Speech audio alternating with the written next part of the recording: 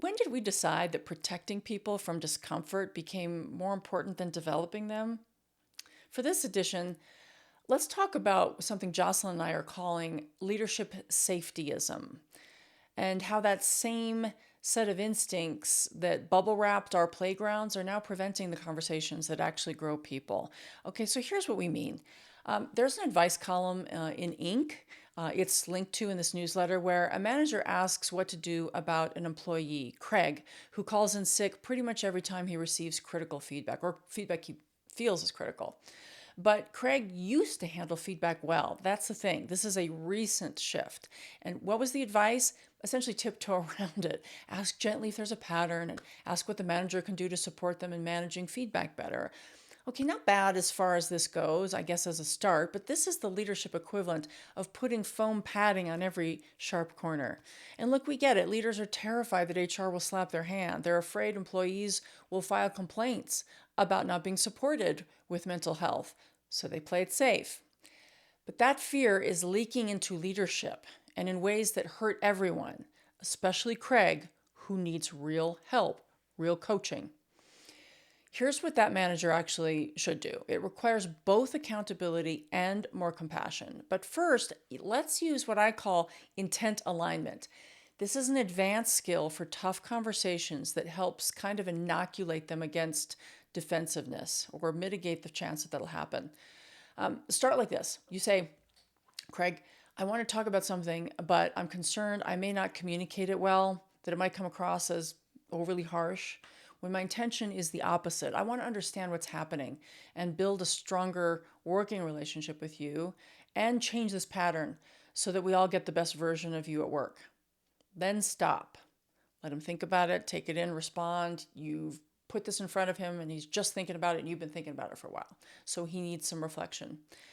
Now you can go deeper. Your work on the Henderson deal missed 3 key deadlines, and that has to change. Here's the specific standard I need by this date. But I'm also concerned about you. You used to take feedback, from what I could see, pretty much in stride. People complimented you about it. I complimented you about it. Something shifted recently. Every time we have a performance conversation now, you're out sick the next day. That tells me something bigger is going on. Here's where you can't just say the usual, how can I help? That's too easy. It lets Craig stay on the surface and you have to dig. What's changed for you in the last few months at work or outside? When you get feedback now, what goes through your mind that's different from before? This isn't being a therapist. I mean, it's kind of therapist adjacent, which you're going to have to do increasingly as leaders, I'm afraid to tell you. But this is being a leader who recognizes that when behavior shifts suddenly, there's a reason, and surface level support won't address it. Days off for mental health won't address it either. It actually makes it bigger to attack. Intent alignment as a tactic at the start, it gives you permission to ask these harder questions without Craig immediately going defensive or running to HR. Okay, so you have 2 options. Option 1, stay in safetyism mode. Keep feedback gentle, expectations vague, avoid discomfort. Then you pay for backfill as you cycle through people who never get the real conversations they need. Option 2, use intent alignment to open the door. Then deliver high accountability specific performance gaps and what must change. And high compassion, genuinely explore what's underneath the behavioral shift and address the real issue or issues, or help them to do it. That's the missing middle between corporate harshness and this therapeutic hand holding that you don't want to do. The playground rules don't apply to professional development. Your people don't need you to remove all the sharp edges. They need you to help them navigate them.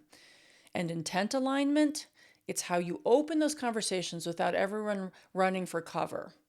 If you're wrestling with conversations like these, we'd love to hear from you. Drop a comment. Thanks.